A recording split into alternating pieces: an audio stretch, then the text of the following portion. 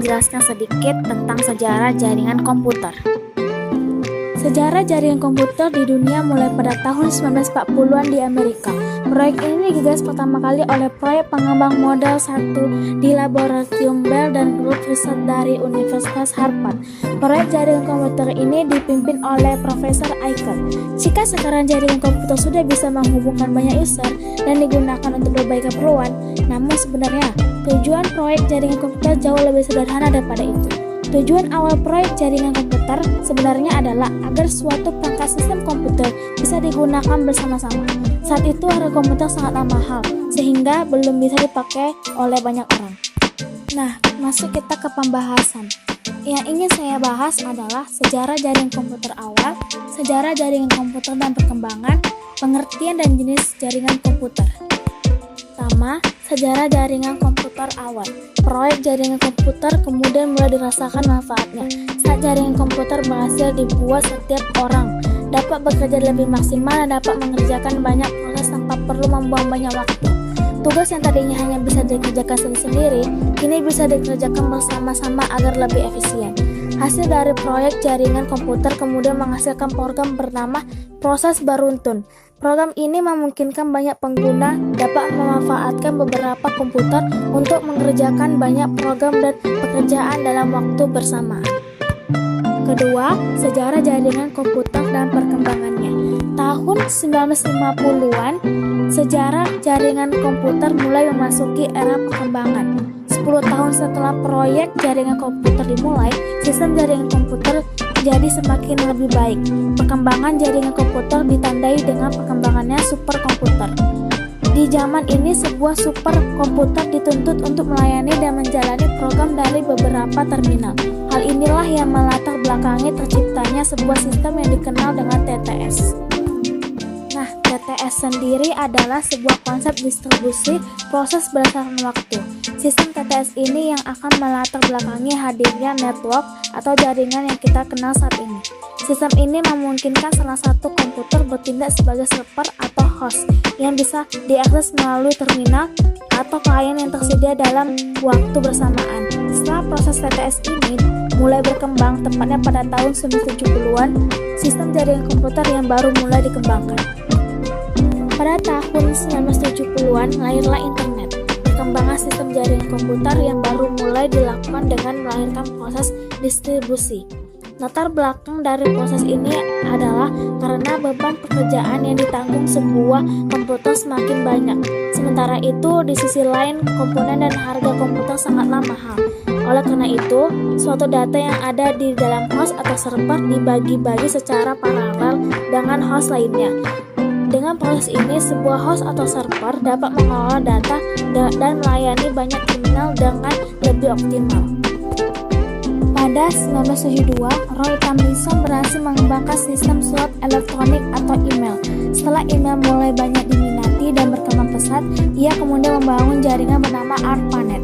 Email adalah cara yang paling cerdas untuk bertukar informasi dengan cepat melalui jaringan komputer yang berada di bawah ARPANET. Semua komputer yang terhubung harus mendaftarkan diri ke ARPANET supaya dapat berkirim surat elektronik. Setelah email mulai merebak luas, dua ahli komputer yaitu Vinton dan Bob membuat gagasan untuk menciptakan jaringan komputer yang sangat luas dan dapat digunakan di seluruh dunia. Gagasan tersebutlah yang kemudian melahirkan terciptanya internet yang merupakan singkatan dari International Network. Sampai sekarang, internet telah berkembang dan menghubungkan setiap orang di berbagai belahan dunia. Tahun 1980-an, jaringan komputer yang semakin berkembang dan semakin banyak peminatnya merupakan cikal bakal lahirnya suatu protokol resmi internet yang bernama TCP atau juga dikenal dengan IP atau Internet Protocol. Protokol tersebut memungkinkan beberapa komputer bisa saling terhubung ke dalam suatu jaringan internasional yang menghubungkan banyak user di seluruh dunia. Tahun 1984 kemudian diperkenalkan sistem domain. Sistem ini dapat menyeragamkan alamat-alamat yang berada di jaringan yang sama. Domain kemudian disebut sebagai DNS atau Domain Name System. Di dalam satu DNS terdapat beberapa alamat yang berbeda di yang bisa dikunjungi oleh banyak orang jika terhubung ke jaringan internet. Setelah itu, pada tahun 1988, Jakjo Aikaren mengembangkan sistem chatting berbaris jaringan komputer yang dapat digunakan secara luas menggunakan internet. Sistem bernama IRC tersebut memungkinkan setiap user dapat melakukan chatting dengan user lain melalui jaringan internet. Tahun 1990-an lahirnya WWW. Tim Berners-Lee mengembangkan dan merencanakan program penyuntingan yang dapat melihat isi dari internet yang kini dikenal dengan nama WWW. Pengembangan WWW membuat antar komputer dapat melakukan penjelajahan dan memberikan akses bagi sesama komputer untuk membentuk suatu jaringan. Di tahun 1992, penggunaan jaringan komputer dapat terhubung dengan lebih dari 1 juta komputer. Saat WWW berkembang, user sudah bisa berbelanja online melalui situs e-commerce. Selain itu, Yahoo mulai berdiri sebagai situs pencarian ternama dunia. Selain situs pencarian juga mulai muncul penggunaan netcafe navigator yang dikenal sebagai browser.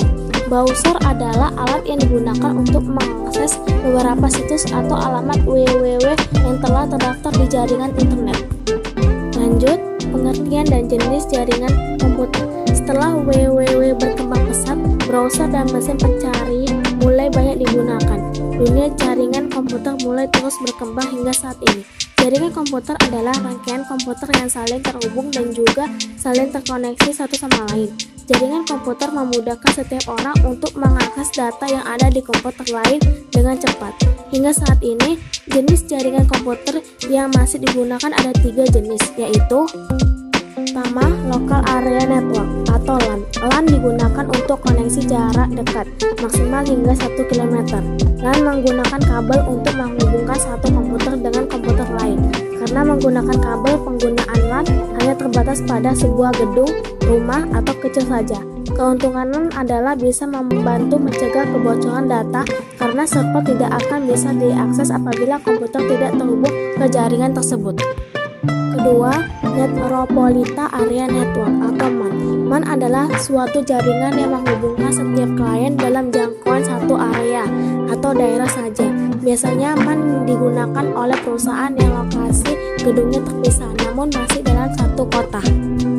Terakhir, WAN merupakan jenis jaringan paling luas yang memungkinkan sebuah komputer bisa terhubung dengan internet atau komputer lain dari manapun. WAN tidak bisa dipisahkan oleh negara dan benua. Setiap orang yang terhubung ke WAN bisa mengakses informasi dari belahan dunia manapun. Sekian penjelasan sejarah jaringan komputer. Semoga bermanfaat. Sampai jumpa di video selanjutnya. Terima kasih.